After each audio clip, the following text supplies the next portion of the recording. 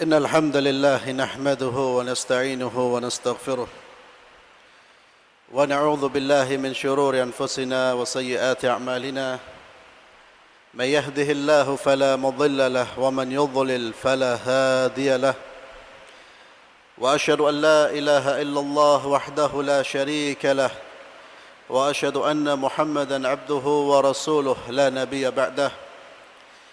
قال الله تبارك وتعالى في كتابه الكريم: أعوذ بالله من الشيطان الرجيم يا أيها الذين آمنوا اتقوا الله حق تقاته ولا تموتن إلا وأنتم مسلمون يا أيها الناس اتقوا ربكم الذي خلقكم من نفس واحدة وخلق منها زوجها وبث منهما رجالا كثيرا ونساء واتقوا الله الذي تساءلون به والأرحام إن الله كان عليكم رقيبا يا أيها الذين آمنوا اتقوا الله وقولوا قولا سديدا يصلح لكم أعمالكم ويغفر لكم ذنوبكم ومن يطع الله ورسوله فقد فاز فوزا عظيما.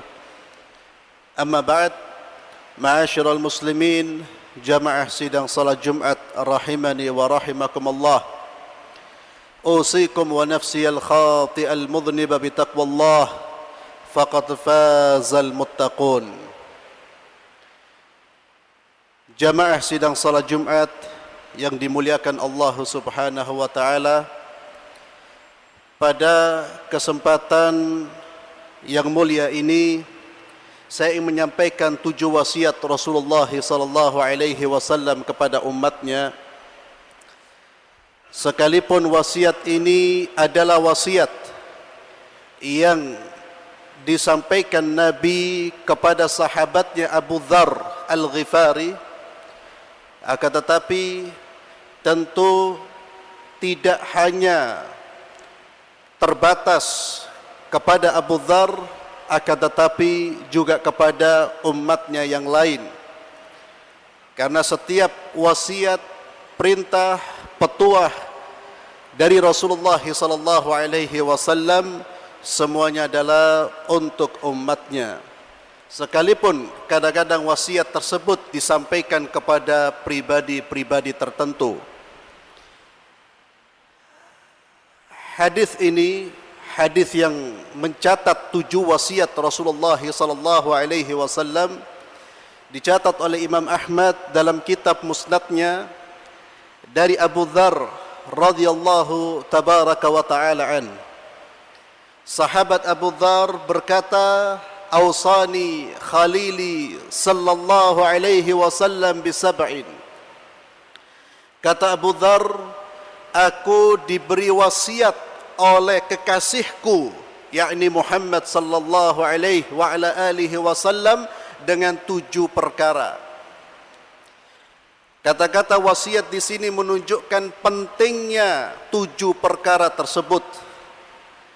Berbeda dengan kata-kata perintah. Wasiat menunjukkan lebih penting, sesuatu yang harus diperhatikan. Kata Abu Dzar, ada 7 wasiat yang disampaikan oleh kekasihku, yakni Muhammad sallallahu alaihi wa ala alihi wasallam kepadaku. Yang pertama, bihubbil masakin wa an adnuwa minhum. Aku diwasiatkan agar aku mencintai orang-orang miskin dan aku dekat dengan mereka. Ini wasiat Rasulullah sallallahu alaihi wasallam. Kenapa kita diberi wasiat oleh Nabi untuk dekat dengan orang-orang miskin? Untuk melatih akhlak tawadhu kita, kerendahan hati kita, agar kita juga bisa bersyukur kepada Allah Subhanahu wa taala atas anugerah yang Allah limpahkan kepada kita. Dan dekat dengan orang-orang miskin agar kita bisa membantu mereka, menolong mereka. Dan Nabi sallallahu alaihi wa ala alihi wasallam pernah menyebutkan siapa sebetulnya orang-orang miskin tersebut. Sabda Nabi, "Laisal miskin bihadha at-tawaf alladhi yatufu 'ala an-nas fatarudduhu luqmatu wal luqmatan wat tamratu wat tamratan." Orang miskin itu, kata Nabi, bukanlah orang-orang yang keliling mencari sesuap sebutir kurma, 2 butir kurma.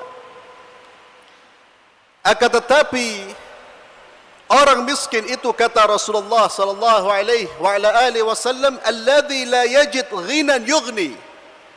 Orang yang tidak mampu memenuhi kebutuhan hidupnya, wala yuftan lahu. Dan orang-orang tidak mengira dia adalah orang miskin. Disebabkan apa? Karena dia tidak meminta. Dia berusaha untuk mencari nafkah, untuk memenuhi kebutuhan hidupnya.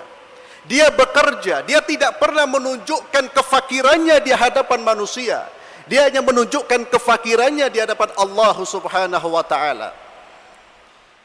Wala yuftallah, karena dia bekerja, dia berusaha sehingga orang tidak mengira dia orang miskin. Fayatasaddaq alaih, dan orang pun bersedekah kepadanya, bersedekah untuknya. Itulah orang miskin, ma'asyiral muslimin.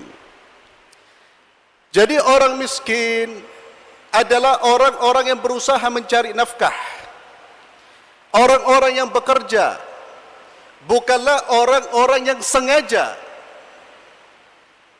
mencari penghidupan dari cara meminta-minta. Dan pekerjaan tersebut merupakan pekerjaan yang diharamkan oleh Allah Subhanahu wa taala. Mencari nafkah dari cara meminta-minta. Sebagaimana hadis Rasulullah sallallahu alaihi wasallam, di mana beliau, siapa yang memperbanyak hartanya, mencari harta dari manusia dengan cara meminta-minta, maka Allah akan membangkitkan di hari kiamat tanpa sehelai daging di wajahnya. Allah hinakan orang miskin, ma'asyiral muslimin. Mereka-mereka yang berdagang, mereka-mereka yang berusaha menjual apa yang memang bisa dijual, mereka-mereka yang bekerja, sekalipun pekerjaan-pekerjaan tersebut tidak menghasilkan keuntungan yang besar, itulah yang kita bantu, itulah yang kita tolong. Sehingga ma'asyiral muslimin, kalau kita berhadapan dengan orang-orang miskin, jangan sampai kita menjadi penindas. Pedagang-pedagang kecil, keuntungan mereka berapa? Sekalipun mereka menaikkan harganya menurut kita lebih mahal, tapi keuntungan tersebut belum bisa memenuhi kebutuhan hidup mereka. Sangat disayangkan ketika kita belanja di mal-mal besar, yang itu notabene yang dimiliki, yang memiliki adalah orang-orang kaya, miliarder, dan mereka menaikkan harga. Dengan entengnya kita membeli tanpa menawar. Tapi ketika kita berhadapan dengan pedagang-pedagang kecil, orang-orang yang memang tidak mampu, kita tawar. Kalau bisa dia tidak mendapatkan keuntungan. Allahu Akbar. Salah sikap, ma'asyiral muslimin. Justru mereka ini yang kita bantu. Tidak ada masalah, harga lebih mahal, kita niatkan sedekah. Kadang-kadang uang kita larinya ke orang-orang yang tidak berpihak kepada Islam. Kita silakan berbelanja di mana-mana, silakan. Tapi jangan sampai salah sikap. Menurut saya itu salah sikap. Belanja milik orang-orang yang memang sudah kaya, kita tidak menawar. Tidak ada tawar-menawar. Bahkan dengan harga mahal pun kita beli. Tapi kenapa dengan mereka-mereka yang membanting tulangnya, yang itu kalau kita membeli dengan harga yang menurut kita mahal, Demi Allah belum bisa mencukupi nafkah mereka dan nafkah keluarga mereka. Ada pedagang sapu ditawar, diajak negosiasi, ya, luar biasa. Padahal batinya berapa? Kalaupun mahal dia paling bisa membawa 5-10 ribu. Tapi kita tawar, bahkan kita tolak. Tapi coba kita beli di minimarket, kita beli di mall-mall besar, tanpa menawar, dengan bangga kita membeli. Ya Allah, kata Nabi kita Muhammad sallallahu alaihi wasallam, dekatlah dengan orang miskin, cintailah mereka. Dan ini untuk mengikis sifat kesombongan, sifat keangkuhan. Karena orang-orang yang sombong tidak akan mau bergaul dengan orang-orang fuqara wal masakin. Dekat, menolong mereka, membantu mereka, memberikan jalan buat mereka. Jangan sampai menjadi orang-orang yang arogan, keras terhadap orang-orang miskin, tapi lunak di hadapan orang-orang kaya, padahal sama-sama melanggar. Seorang muslim tidak bersikap seperti itu. Kemudian wasiat Rasulullah sallallahu alaihi wasallam. Sebelumnya Nabi sallallahu alaihi wasallam bersabda, as-sa'i 'alal armalati wal miskin kal mujahid fi sabilillah wa ahsabuhu qala kal qa'im la yaftur wa qas-sha'im la yuftir.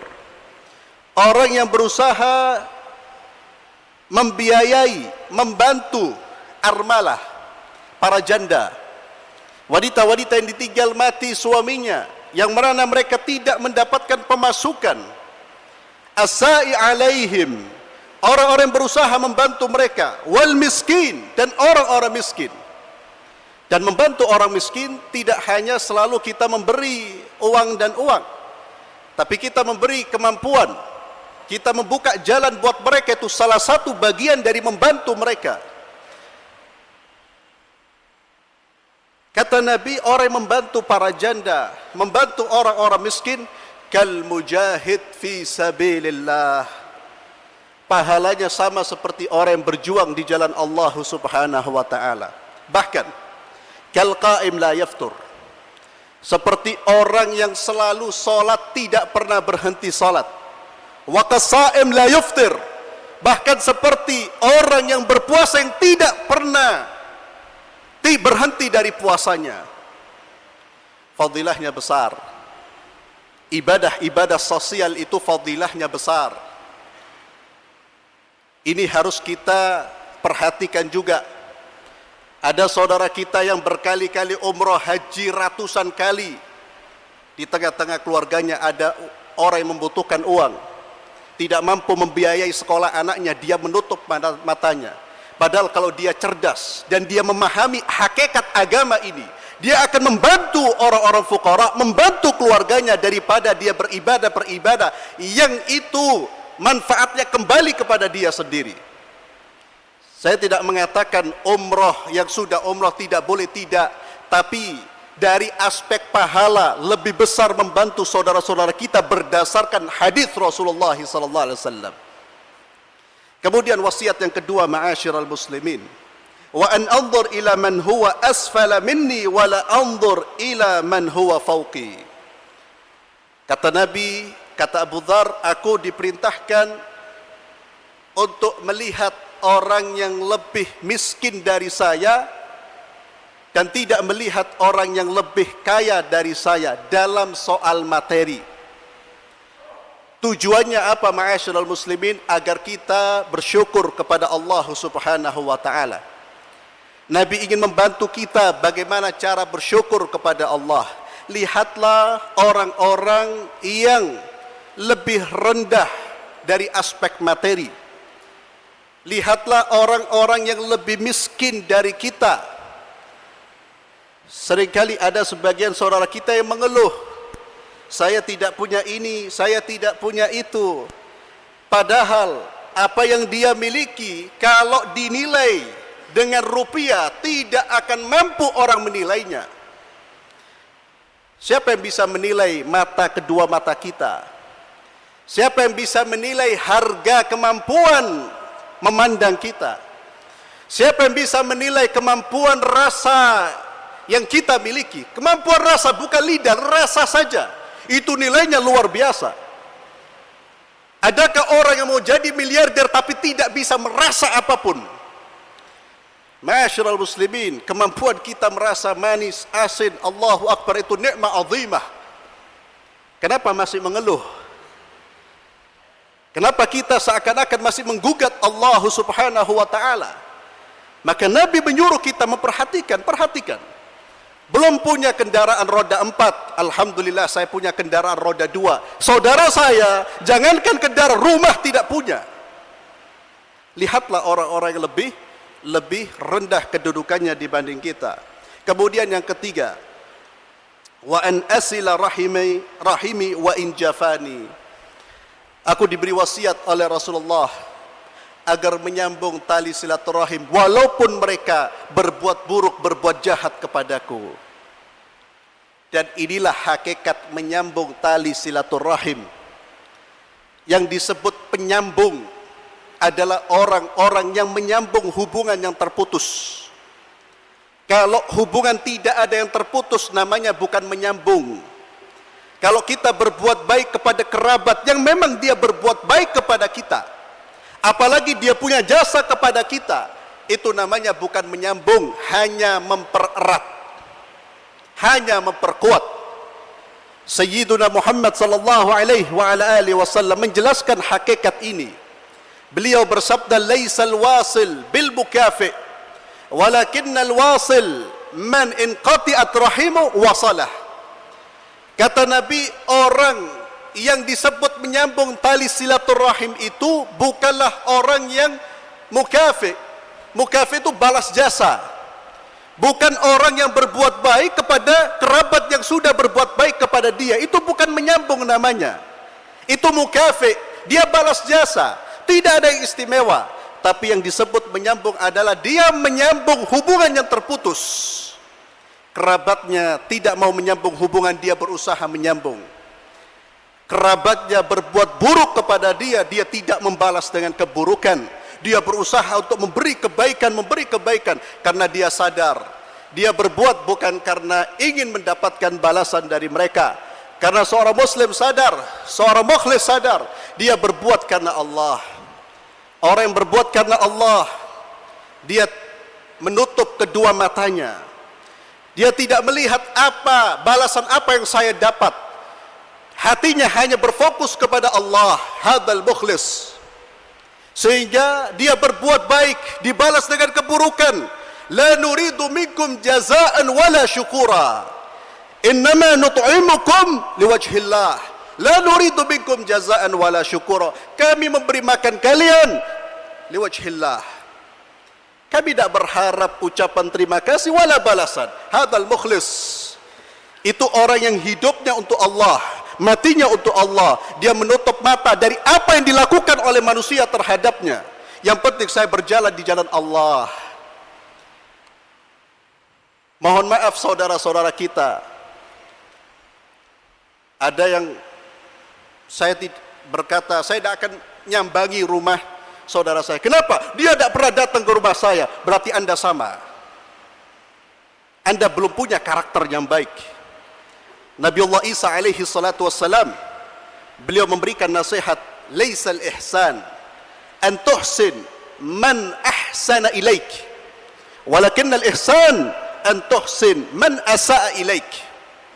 Kata Nabiullah Isa alaihi salatu wassalam, baik itu, hakikat kebaikan itu bukanlah engkau berbuat baik kepada orang yang berbuat baik kepadamu. Itu bukan sesuatu yang istimewa, itu wajar, biasa, normal. Tapi nilai istimewa itu diberikan kepada siapa? Antuhsin man asa'a ilaik. Engkau tetap berbuat baik kepada orang yang berbuat buruk kepadamu.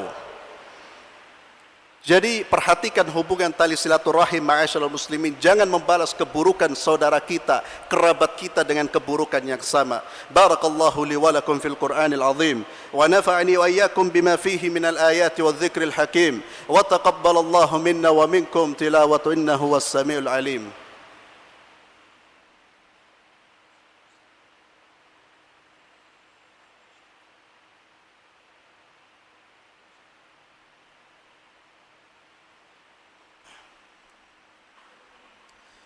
Alhamdulillahi Rabbil Alamin. Wassalatu wassalamu ala imamil muttaqin sayyidil mursalin nabiyina Muhammadin wa ala alihi wa sahbihi ajma'in. Amma ba'd.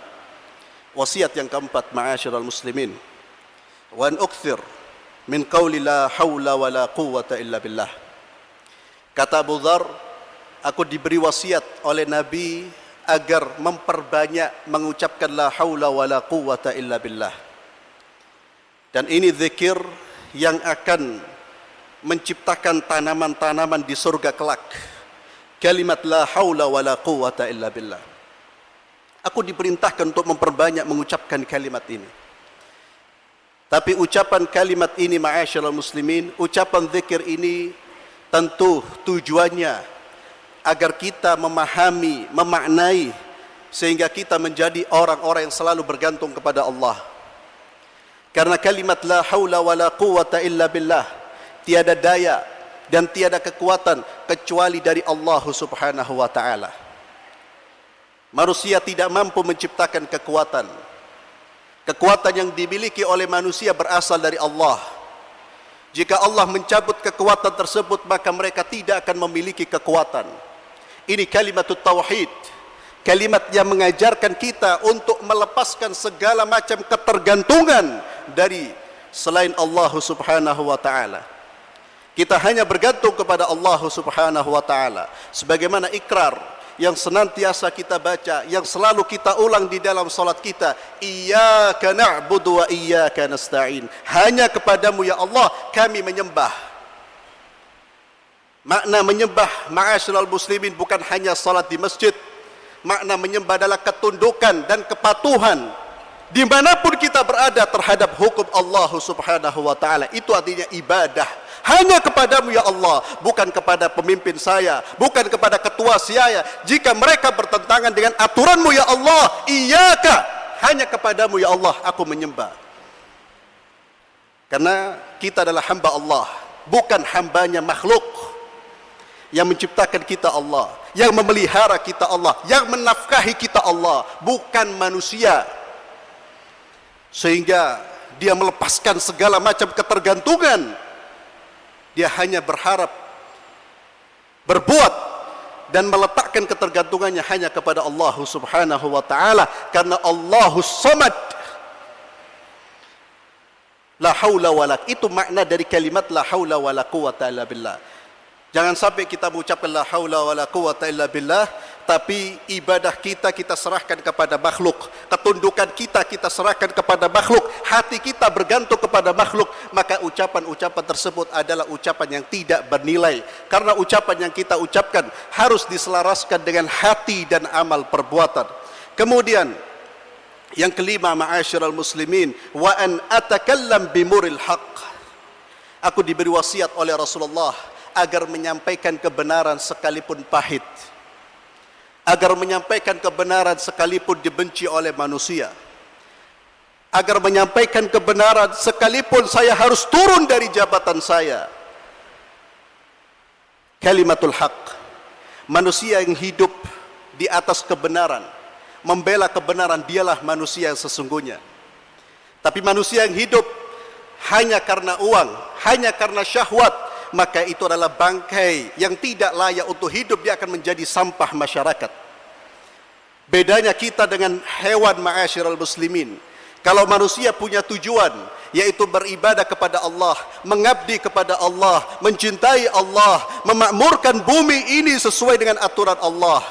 Adapun kambing, hewan-hewan yang lain, lihatlah bagaimana kehidupan mereka. Yang penting mereka dapat makan, yang penting mereka keluar syahwatnya, itu sudah cukup buat mereka. Tapi bagi seorang muslim, dia terus berpegang teguh dengan kebenaran dan dia sampaikan kebenaran sekalipun kebenaran itu pahit baginya. Wala ta'khudni fillahi laumata laim. Yang keenam, kata Abu Dzar, sesungguhnya Rasulullah berwasiat kepadaku agar aku tidak takut terhadap celaan orang yang mencela, tidak memberhentikan langkah saya celaan orang yang mencela, cibiran orang yang mencibir, hinaan orang yang menghina, selama ini berjalan di jalan Allah Subhanahu wa ta'ala. Yang ketujuh, ma'asyiral muslimin, wasiat yang terakhir, wa alla as'alan nasa syai'an. Dan aku, kata Abu Dzar, diwasiatkan agar aku tidak meminta-minta kepada manusia sesuatu pun. Maknanya, ma'asyiral muslimin, agar kita tidak bergantung kepada orang. Maknanya, ma'asyiral muslimin, agar kita mengoptimalkan potensi yang kita miliki, agar kita mengeluarkan kemampuan-kemampuan, mukjizat-mukjizat yang Allah ciptakan dalam diri kita. Manusia ini diberi potensi yang luar biasa oleh Allah. Dan menurut penelitian, perkembangan teknologi dan kehebatan-kehebatan yang kita saksikan ini, itu hanya dari potensi manusia yang tidak lebih dari 10%. Artinya kalau setiap orang mengoptimalkan potensi yang dia miliki, dia mampu untuk berbuat. Orang yang meminta artinya dia merendahkan dirinya. Orang yang meminta-minta artinya dia tidak berusaha mengeluarkan apa yang ada di dalam dirinya. Masing-masing kita diberi potensi oleh Allah untuk mampu menjadi orang-orang hebat, ma'asyiral muslimin. Hanya kita bisa menyadari apa tidak. Kita mau mengeluarkan potensi kita apa tidak. Itu makna terdalam dari perintah Nabi agar engkau jangan meminta-minta manusia. Artinya berdiri di atas kaki kita sendiri, berjalan dengan kaki kita sendiri, berbuat dengan diri kita sendiri. Itulah pesan Rasulullah SAW. Semoga kita bisa mengamalkan pesan-pesan Nabi kita Muhammad SAW. Allahumma salli wa sallim ala Sayyidina Muhammad. Allahumma salli wa sallim ala Sayyidina Muhammad. Allahumma ya arhamar rahimin. Allahumma ya akramal akramin. Allahumma inna nas'aluka al-jannah wa ma qarraba ilayha min qawlin aw amal, wa na'udzu bika minan nar wa ma qarraba ilayha min qawlin aw amal. اللهم أعز الإسلام والمسلمين وأذل الشرك والمشركين ودمر أعداءك أعداء الدين. اللهم إنا نسألك حسن الخاتمة ونعوذ بك من سوء الخاتمة. اللهم حبب إلينا الإيمان وزينه في قلوبنا وكره إلينا الكفر والفسوق والإسيان واجعلنا من الراشدين واجعلنا من المتقين واجعلنا من عبادك المخلصين يا رب العالمين. ربنا آتنا في الدنيا حسنة وفي الآخرة حسنة وقنا عذاب النار. وصلى اللهم على سيدنا محمد وعلى آله وصحبه وسلم والحمد لله رب العالمين. أقيموا الصلاة.